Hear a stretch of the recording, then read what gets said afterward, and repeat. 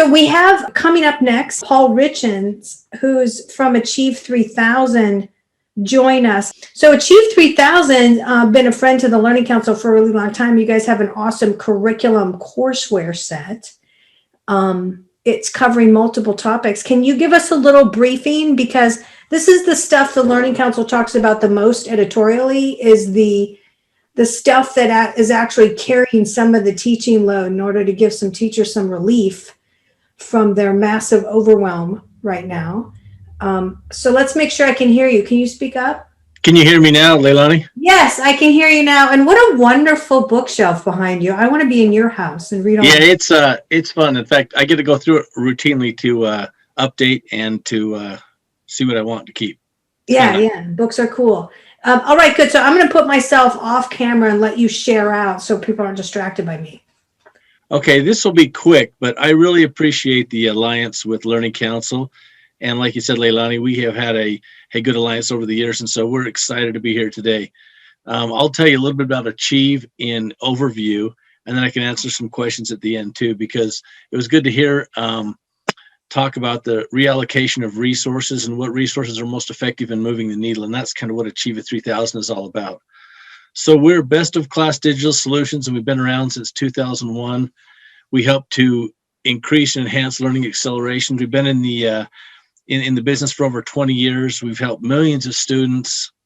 We've helped hundreds of thousands of teachers in every state in the country, as well as all over the world in 48 different unique countries. So we're actually moving the needle with learning acceleration tools. And you'll notice on kind of from this chart that our digital solutions start from pre-K and go clear up through 12, but they're all about moving the needle with literacy growth and math growth and reading growth. And so we have a program called SmartAnts, which deals with foundational literacy for pre-K through 2.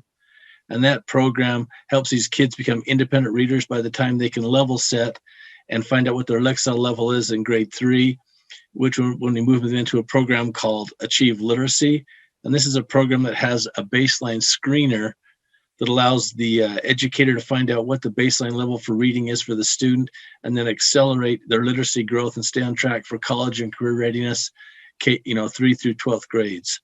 We also have a digital solution that's a curriculum platform called Actively Learn, and it helps districts now customize their approach to content in both ELA, social studies, and science. It's called Actively Learn. I'll talk a little bit more in a second. And we also have a math acceleration program, which influences skill mastery and practice.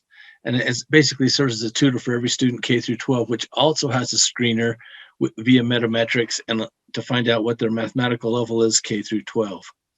But the neat thing we do at probably the overall thing we do at Achieve 3000 is we differentiate instruction to meet the need of every student. We do that so that we can help each student get gains at their place of space and time.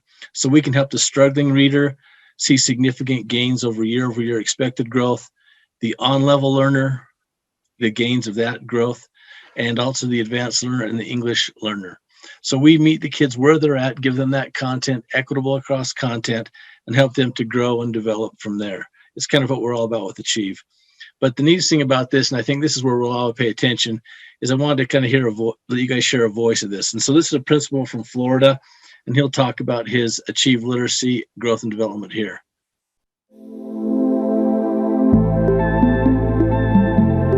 Life before Achieve 3000 was more onerous, more legwork. A lot of the legwork, a lot of the research that a classroom teacher had to do before has been taken out of the equation. So instead of putting something else on a teacher's plate without taking something off, it's done the exact opposite of that. It's worked in a way to free the teacher up to do more things, because a lot of that work is already done. They just go ahead and get running, and now we can get down to trying to improve proficiency. And I think that's the real goal. If this tool is used for compliance, to check a box, it's not going to work. It's got to be used to kind of move the needle in reading proficiencies with specific skills.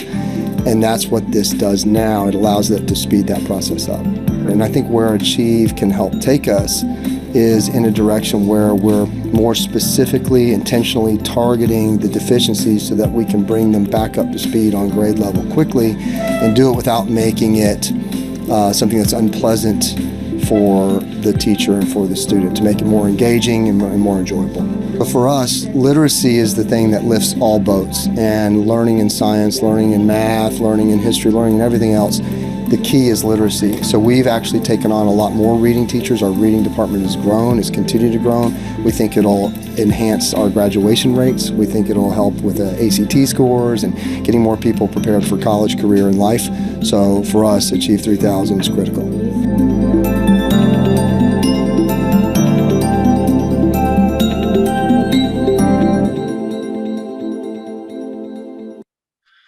And it has. It's definitely increased and enhanced literacy gains for those schools and more.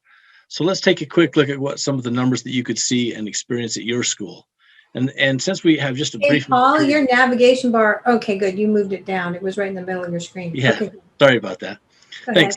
But let's just take a look at this, what we found out after a longitudinal look in 2019 at student literacy growth. We did this in conjunction with best practice networks and as well as MetaMetrics. And we found out that if students can do the minimum activities a week, which is 2 activities per week at 40 lessons per year, they'll see 3.25 times the growth of the yearly expected growth. So if you look at the graph in the charts below, you'll see that the orange bars are the yearly expected growth for lexile level, which is reading growth. The red bars on the graph are showing accelerated growth at 3.25 times the yearly expected growth by just doing 40 lessons or activities per week. And those students in the blue bars that do up to 80 lessons per year will see accelerated growth 3.25 times the yearly expected growth. And that's what it's all about, because we're about accelerating that yearly growth. And you can see with the advanced readers that growth is significant at 11.5 times the yearly expected growth, which is significant. Now, I talked briefly about one of our programs that's used quite a bit in Idaho, Montana, and Wyoming called Actively Learn. And this is our content platform that provides rigorous content for instructional resources across the curriculum at ELA, science, and social studies. It also relates to each state's core, and so you can relate to it that way. And I'll talk about that here in a second. But what we're all about at Achieve is actually continued significant growth. And if you're interested in what motivates your students for accelerated growth, and if you want to use an idea that literacy floats all the boats, it helps and impacts every discipline in science that we have, reach out and contact me at paul.richins@achieve3000.com, or you can text or call me on my cell phone at 435-295-0473. And again, I appreciate this alliance with Learning Counsel, because they're always on the forefront of what's happening nationally with digital growth and personalization. And appreciate your time, LeiLani. Thanks. Yeah, thanks for being with us. All right, so now let's get into like the main part of the program. We're going to be talking about how everything changed during the pandemic and how to start using space and time, and what do we mean by hybrid logistics. I know a lot of you guys are teachers, some of you are administrators that have joined us today. I want to make sure that you have a voice as I'm going through this. So I'm going to ask Doug to unmute you. Some of you might want to stay in mute on your side, but be unmuted to just join the conversation the whole time I'm giving you this presentation. So I'm going to share my screen and walk you through what we mean by hybrid logistics. This is, like I said, sort of the intellectual forefront of what's happening right now in schools across America. And we call it hybrid logistics. So where we're going to come from, and like I said, keep yourself on mute unless you're going to like jump in and ask even before I ask, before anything happens. But, you know, I'm going to stay silent for a couple seconds here. Ask me now what you want to know about this if you've already preformed an idea about logistics and what this means. Okay, no takers? All right. All right, well, I'm going to hold this class to actually communicate during the course of this. So, you know, get ready. I might call on you. All right, so hybrid logistics is a response by the more advanced schools and districts to the shift in expectations. Remember, I talked about early on the fact that the consumer public is outspending K-12 right now on all things digital curriculum, stuff like what Paul just showed, and Jeremy was talking about the class thing. The private sector of parents and grandparents and students themselves outspending 2 to 1 what all schools spend on software should really make you think about what the American consumer expectation is when they send their kid to a public school or any school, private, charter, whatever. The expectation is a similar experience to what you have from shopping on Amazon. Amazon kind of knows you. You shop for a kitchen sink, and then when you're on the internet anywhere else, it'll start showing you kitchen cabinets because now the internet knows you. That type of recommendations engine functionality is missing in a lot of education. So what I'm really saying here is the shift in expectation is going to keep bearing down on every institution and every teacher going forward. We are living in severely accelerated time. The pandemic accelerated us about 10 years nationally on what we were predicting before. So we're at a 10-year acceleration rate right now for most districts. Some were already early into the whole distribute devices to kids and use software, but now everybody else has joined the fray. So that means that we're also in a shift in time and space use, and that we have new principles of hybrid logistics. So first of all, during the pandemic, many parents were frustrated with how remote learning was done. Okay, they were complaining.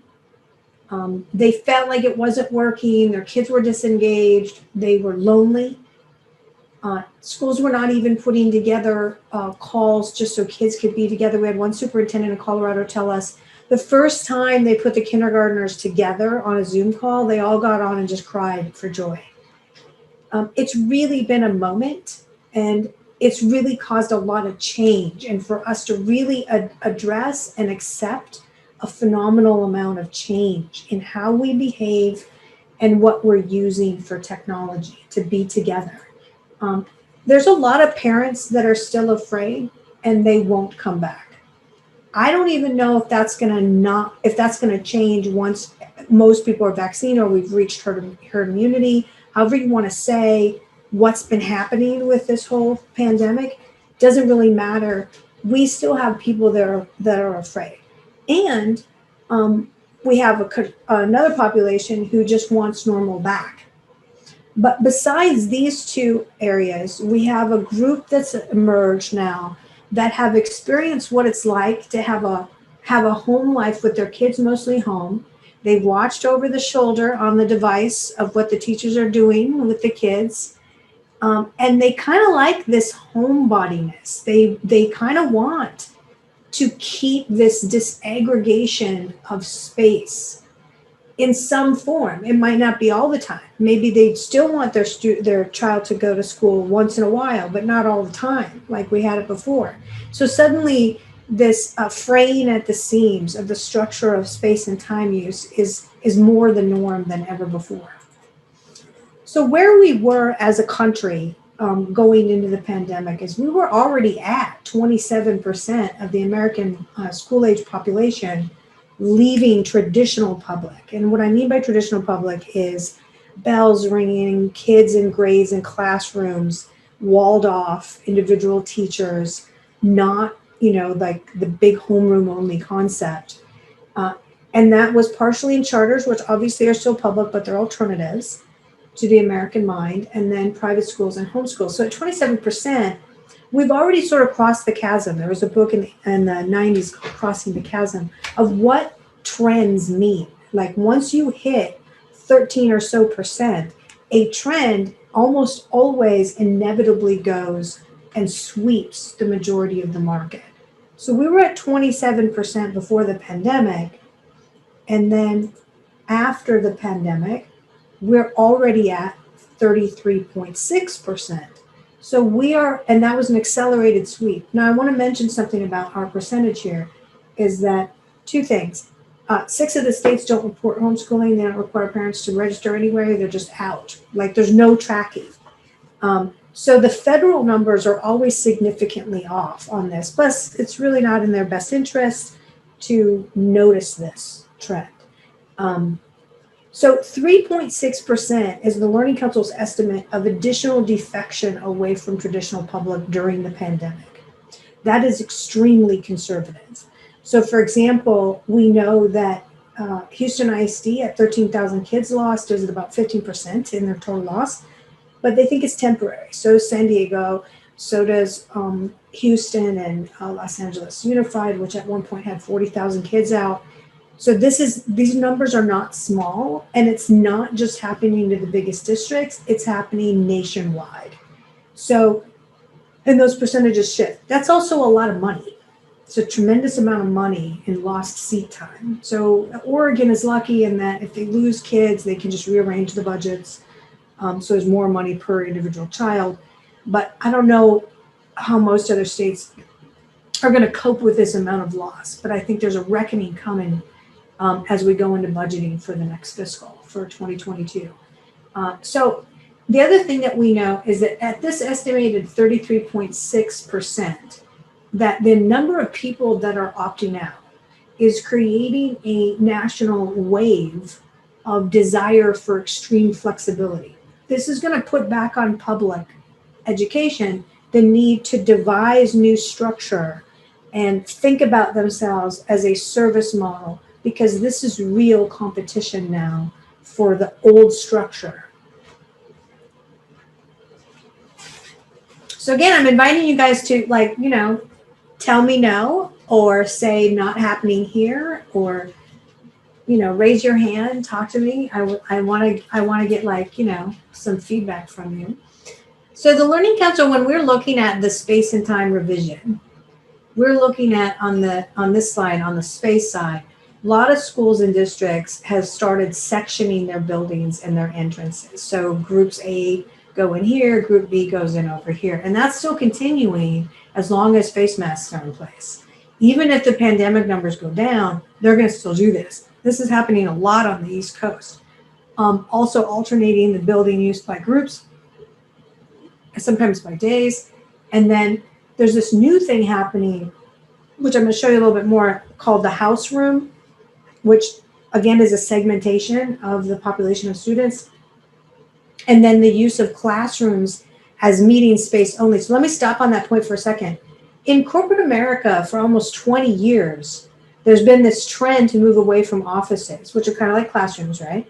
So the cubicle farms grew up in almost all major corporations. So most people were in little walled off boxes, but no all the way to the ceiling type of wall, and maybe only a few offices. And then if you wanted to have a meeting, you had to reserve the meeting space. So that ideology is now taking root in public education. So at the point there is an actual lecture needed or a togetherness needed, then the teacher reserves or has already reserved a specific time in the classroom. All the rest of the time, the kids are on their own individual learning. They're doing their reading, they're doing their Achieve 3000 on the computer, and they're overseen by universal teachers, sort of homeroom type teachers, making sure everybody's doing their work and all the right thing. This is a new concept for many places, but it's not new to a lot of the really small schools. So there might be some of you guys on here right now where you're like, yeah, we've always done it that way because we only had 3 6th graders, you know? So we've always had to like sort of use space and time differently. And then there's the idea of social distancing. Don't think that's going to go away anytime soon. People are going to be germaphobes now, probably for the rest of their lives. And then the whole idea of remote learning and how you're doing that remote learning. Is it always on, or you're on the Zoom meeting all day long? How's it working? And then the growth of micro schools. There's been a lot of places that have taken and said, okay, and even rural, this is happening. Like if you had to go 50 miles to get to school every day because you're that far out on a farm, maybe it makes sense to put like a micro school out in an old retail building that's on the corner somewhere where now we can have 15 kids in that. Or for local parents to do a pod, parents over development. That was a terminology that I first forwarded and I gave an imaginary story about in my book about the consumerization of learning 5 years ago. The consumerization of learning is coming true. I've got people calling me from all over the country saying, everything you said in your book is coming true now. Well, it's a trend, right? Like just watch the big major trends and you can kind of see where things are going to go. But parents overdevelopment is also not going to go away. In California, there's a ton of parents who've like converted garages and they got together with 3 other families and then they take turns every day overseeing those kids. And then some of the districts are even taking assigned teachers, assigned to neighborhoods. So they don't switch around. It's the same teacher every time who goes and visits, checks in, make sure everybody knows how to do everything, log in, they're in the right stuff, all that kind of stuff. There's this is a totally different wave than we were going at for the last 50 years. Because the last 50 years, it was all about centralizing everything. And now we're going the exact opposite to massive decentralization of space and time use. Just keep that one concept in mind as one of the things that's going to affect everything you do in your school and district going down the road. Okay, so let's talk about time for a second. This is kind of interesting because it almost sounds like Star Trek or Star Wars, and we do have the Edu Jedi Leadership Society, so it makes sense. So we talk about space and time. So traditional schedules are still in play in most places in America. So what happened is the pandemic hit and everyone's like, we got to get devices out. And then they immediately went to the same sort of schedule that they always had. They were just having everybody join via Zoom all day, six and a half to 7 hours a day.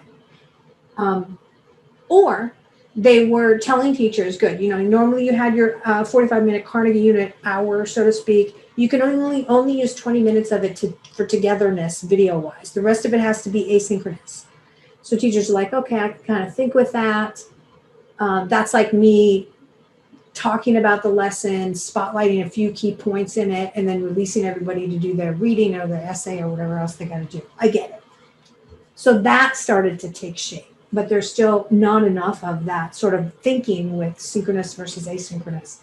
And then we also have the time use of rotation schedules. This has been in existence for a really long time because really big schools had to do, sort of A-B days and that kind of thing. I know my high school in Bemidji, Minnesota was like that. And there's also staggered rotation weeks. We also have staggered starts now starting to be popular in California, so that if your traffic is really bad or you're really far away, you have rolling drop-offs, which means drop off your kid at any time, depending on your work schedule, between 7 and 9. That's going to be homeroom time for everybody. And then in the middle of the day, we're going to have a alternate schedule so that all teachers will have office hours in between a 20-minute lunch break, depending on their union. So that the kids who are mostly remote can schedule a meeting to come see their teacher physically in the office. But otherwise, there's this big giant chunk of time in the middle that's really administrative to personalize instruction. We also have alternate daily block schedules. So some schedules are not just the Carnegie unit, they're 120 minutes long or longer. We've seen a lot of these when we did our research about this.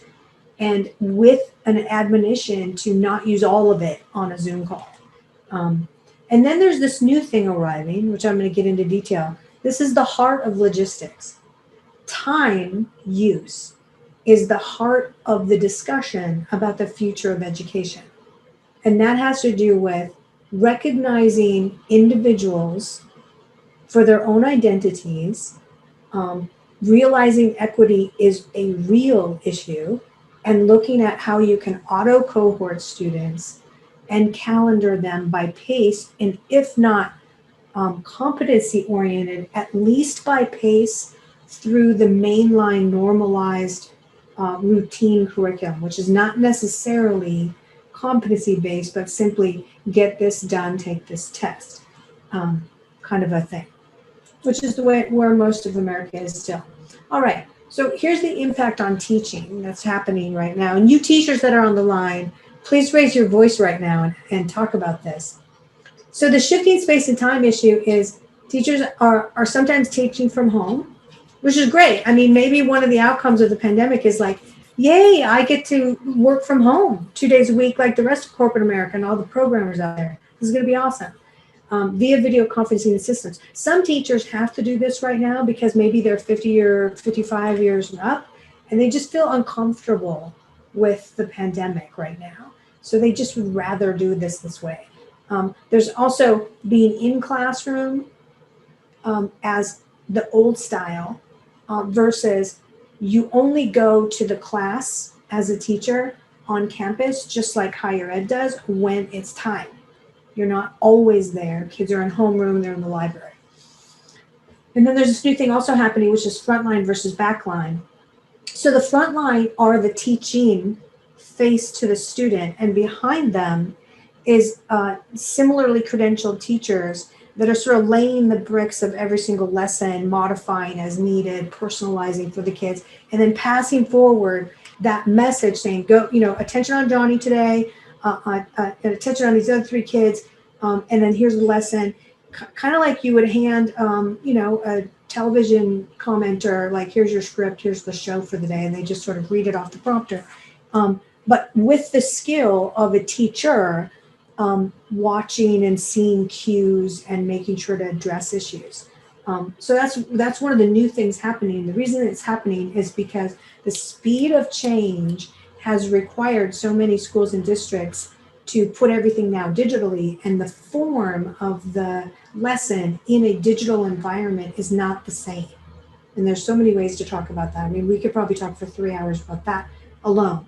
And then you have also, like I said before, teachers assigned to rove around. And then you also have direct instruction on demand online. And that's a new thing. In fact, one of the number one areas of our national survey this year really surprised us. Like 33% of all schools in America said they were looking for chatbot software. What? We had no idea that was such a big trend. So they're trying to manage students who might, and we all know our high schoolers, maybe they want to sleep in till 9, so they're not up on time. So they do their lessons later. And then they're up at midnight and they have a question. And you can't have your teachers working 24/7. They were trying to at the start of the pandemic, which is extremely gracious and valiant of so many of them. But then superintendents started to notice, and they're like, what are you doing? You can't work 20-hour days. What are you doing? Like, knock it off. But the kids, they're calling me on my phone in the middle of the night, and I have to help them. No, we need to start employing technology to do some of this. So some schools are also hiring some of those emergency chat line lesson helper, actual human people as a backup for whatever their math program or their reading programs are doing, which is great.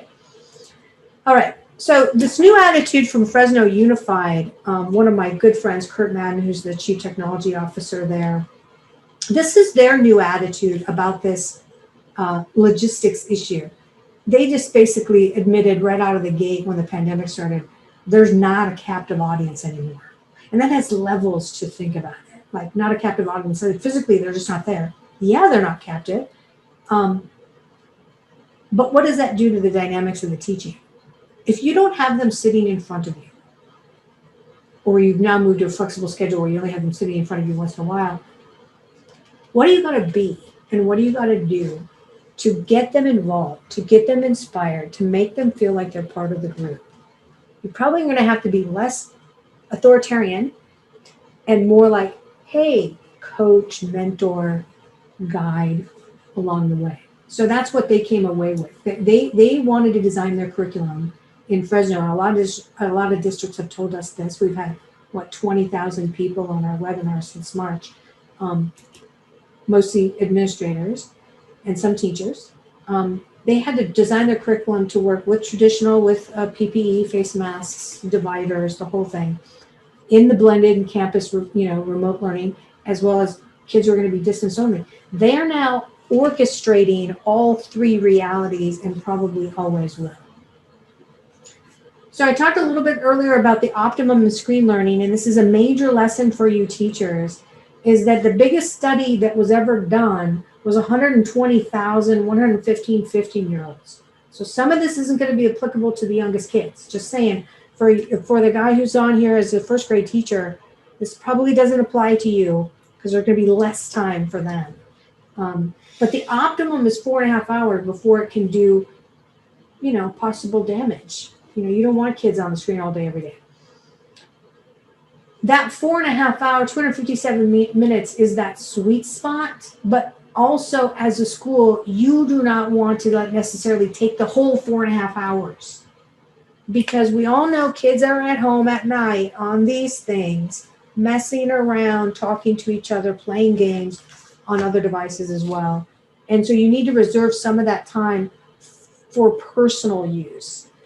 So that's just a way to think about time use in screen learning. I also said that you should have a ratio of 40% screen, which is about 2.5 hours of the school day of ingestion time, versus your 60% that is project-based, or writing your own essay, or creating your own animation, anything that is active from the student perspective, whether it is online with a machine or hands-on physically doing an actual physical thing, or physical in the classroom or on campus.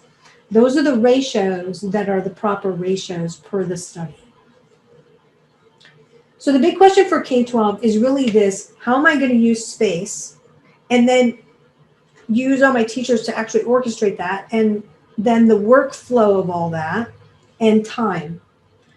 So this is the thing this is how you want to think about how structure changed. We come from the pyramidal whole group, grades, classes, courses, pyramid bureaucracies with the leadership at the top, the school board. And we're now living through this mutation moment where the structure of delivery is not down from the top in terms of pacing guides and standards, dovetailing down an individual lesson plan by every individual teacher. It's mutating to a direct one-to-one through the network to the student. And it's doing that first through software. Achieve 3000 type software is a direct instruction model.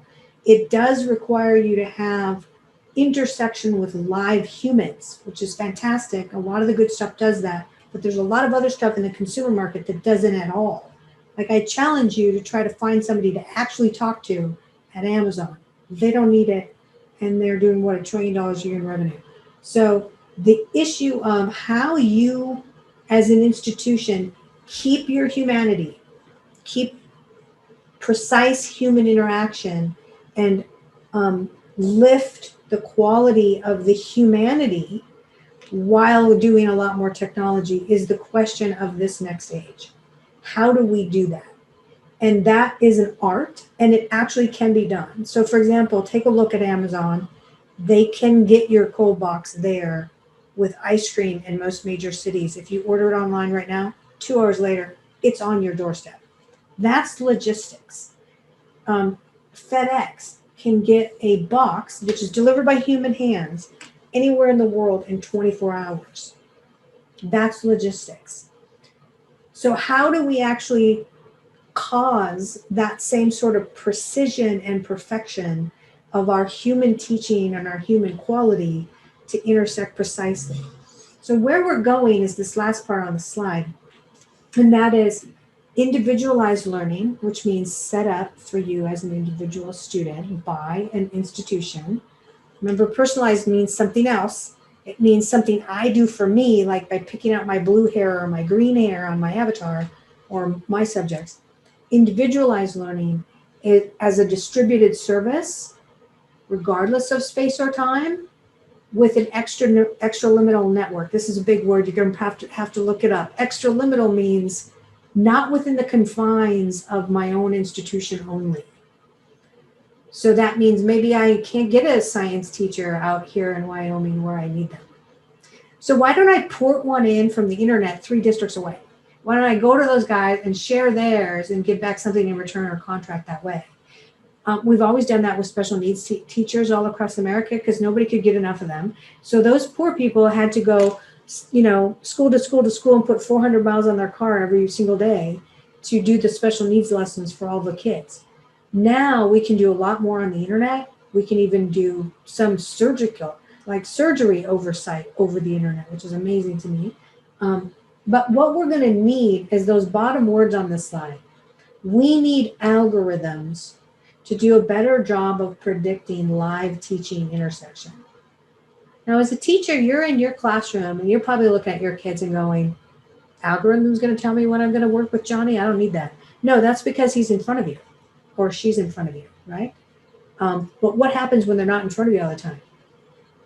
They're putting on a smiley face, but really they're breaking down. They're not getting their lessons. And you can't really tell because you can't feel the emotion from them because they're physically not there.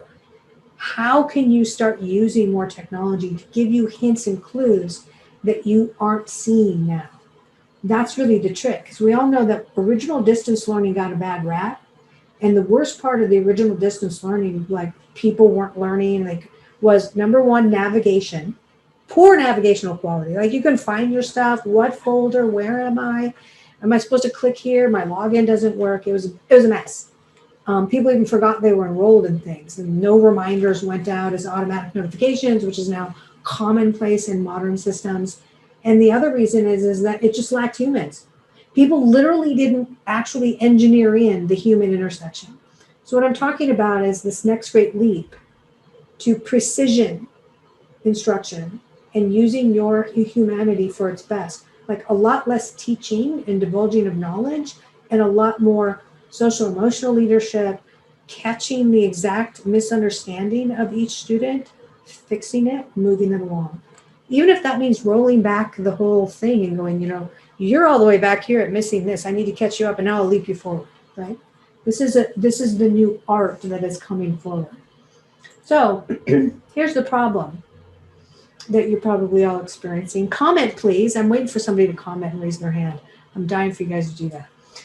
So the original problems were, right now you have teachers live teaching and you have your virtual teaching, right? Maybe at the same time, the same room. It's called simultaneous teaching. Hard, especially without Lightspeed's technology, because nobody can hear you when you walk away from the screen. Those kids that are on screen suddenly can't hear their teacher. Now here's what you have to be doing, especially if you're mostly analog, if you're Google Docsing your way to glory. Here's your situation. You got to distribute to students, which means actively make them aware, here's your next lesson in a digital format. Whereas before, in the live classroom, you just passed out paper. You probably passed it out to the front kid in every row, and they just handed it back like this. It was fast, effortless. Now it's like, who's on my email list? I got to get them all out. Oh, I forgot this kid. What do you mean you didn't get your lesson? Oh, it went in my spam. All this distribution and collection is manual digital in most instances. Not necessarily all the time in Google, but then you have to also make sure that, like Classic was showing you, each child has the right resource, which is normally done through rostering to the class and not done by the individual teacher all the way down to the individual level. So if one kid zooms ahead and they need other material, they're in this roster. Now the teacher has to go ask for this additional thing to be put in so that it can be given to this one child. Major traffic for the individual teacher if they're trying to personalize learning. And then also closing off resources so kids aren't distracted off into things that they need to not be in anymore. And then also, then you have all the managing of individual communication. So while you're teaching, you're getting pelted with Q&A and, comments and things like that. Hopefully, students are that engaged.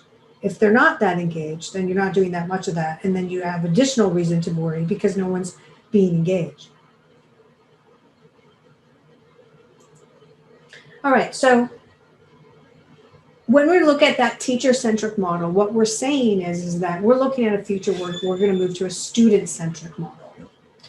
And the difference in their workload will be enormous in terms of what the teacher has to do to run their classroom. You might first think to yourself, that's kind of scary. I'm used to running my own classroom, disciplining all my kids, doing all the data entry, and doing all the filing, doing the small group, doing the whole group, finding the lessons, time managing, making sure everybody has the right resources, blah, blah, blah, blah, blah, blah, blah. But if you start adding it all up now in the digital sphere, you start to realize, I can't really personalize for students. And in truth, I sort of triage kids. Teachers really hate admitting this, but it's the truth. Nationwide, I talked about this when I was physically on the road, going city to city about this. The triage mentality is, the 3 kids that always sit in the back that aren't engaged, they're so far behind based on what they're doing on assessments and tests that I'm kind of, as a teacher, going to tell myself, I could spend all my time on those 3 and maybe catch them up, or I could just focus on the other 28 that I have and get them all through, and therefore keep my own score up as a teacher and just kind of triage those kids out. They're not going to make it. And that is the truth. And quite literally, in the current age, it's not tolerable because technology can do so much more. So that's sort of the genesis of this. So if you look at what personalization would look like, if you took all those ClassLink resources that ClassLink was showing you, and Achieve 3000, and you said to yourself as a teacher, I'm going to plot out which kid is going to get what, so I can truly personalize. And I'm going to do a plot graph like this crazy eye chart that you're looking at right now for each kid. Now, this eye chart really is only showing Johnny up here. He gets HMH across September, October, November, stall for 2 weeks, and he gets back access to it. He gets Imagine Learning for these 4 weeks. He gets a little PIM and then some free piece of resource at one time. But anyway, he's got this custom path. And then Isabella has her own custom path of resources. And then maybe we got a little bit lazy and we said, okay, I'm not going to individualize for every kid. I'm going to have group 1, group 2, and group 3. So here's group 1, here's group 2, and here's group 3. So that's for all the other kids in the same class. Now, if you look at this actually looks a little bit like air traffic control. This is not a human job. And that's why we don't do it as humans. That's why teachers don't really try to personalize and individualize learning the way the outside world thinks of individualization or personalization. They think of it as just for me, adapted to me, my interests. It doesn't show rockets, it shows unicorns and princesses. That's what I want, right? So the difference is stark here in terms of what a teacher can really do to personalize. Now there's benefits to whole group socialization, small group socialization. There's also extreme benefits to customizing the individual resources the student uses. But like I said, this is not a human job that you're looking at. This isn't doable, and that's why we don't do it. All right. So what is it going to take to build the future in terms of student-centric hybrids? This is the core of the thought leadership about the future of hybrid learning. It needs to be structured so that the administration first sets their standards frameworks. That's start A, which they all do right now, pretty much all across the nation. And then they plot those on a calendar, but then that's where everything falls apart. The plotting on the calendar-ness of thou shalt in the first grade teach math standards 1 through 7 in September 1st, 2nd, and 3rd week. Those plotting calendars about when you're supposed to do what are landing in Google Docs, PDFs, and spreadsheets most of the time. Very rarely do they make it into some sort of mini calendar function of an LMS. They're almost universally PDFs. In fact, I think it was 50% of the districts we looked at. It's all PDFs. So here's the teacher. The teacher then goes to step C to build the lesson plan. They look at their plotting calendar individual document. They got like files of them, folders. They're pulling them down from different places. And they look at that, and then they look at the calendar of the school. Like, we're going to be in these days, this day is going to be Thanksgiving, and over here is Easter, and blah, blah, blah. And they start thinking through plotting their own individual lessons. And oftentimes, and this is an interesting point, they build out enough for the first month. And then they're rebuilding across the year until they're like a long-time teacher and they're used to this and they've got everything built.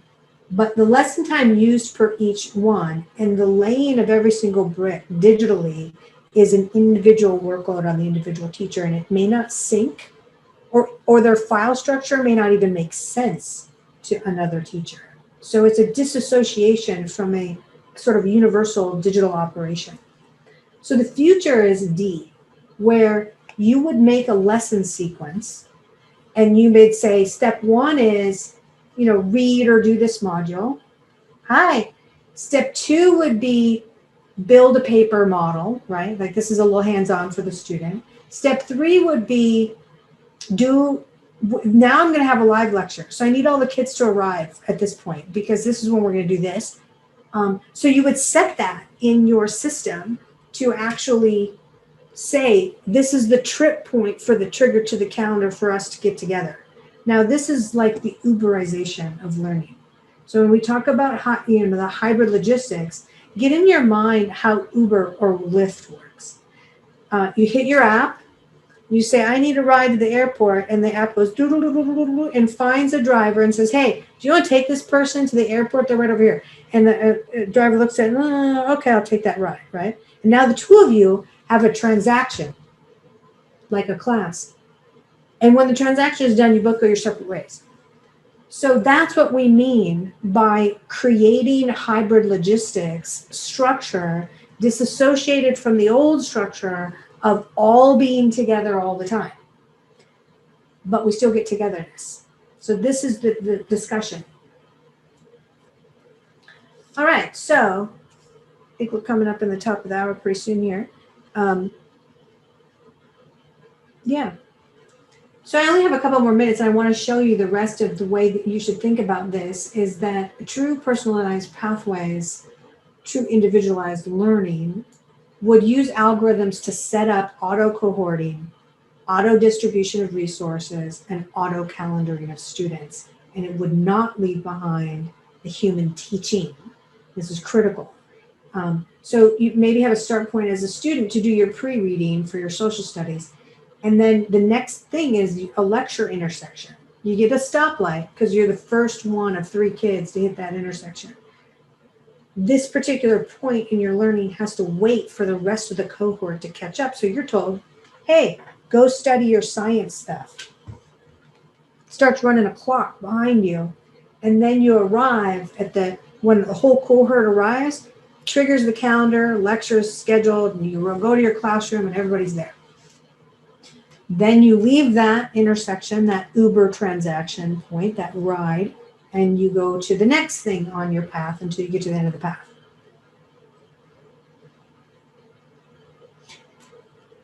All right, so the way that hybrid logistics personalized learning treats time and space is it doesn't care where you are. If you're on campus, great. You're in a homeroom until you're flighted out to the classroom or the lab or whatever is needed. Meantime, all of the top management is watching real-time learning, like ClassLink showed you. So they're watching it and they're saying, okay, wait, we need a SWAT team to run in there and handle little Shirley because she's behind. That's really precise use of your personnel. This is to give you a little bit of a headache in understanding everything that's going on. Well, hopefully not. But this is just a lay of the land for everything that's going on inside software today, just so you can get it organized in your mind. And you guys can have these slides at the end of this whole event. But you have all your pieces of hardware. You have your portals, your paywalls up here at the top, hybrid logistics scheduling. That's the emerging technology.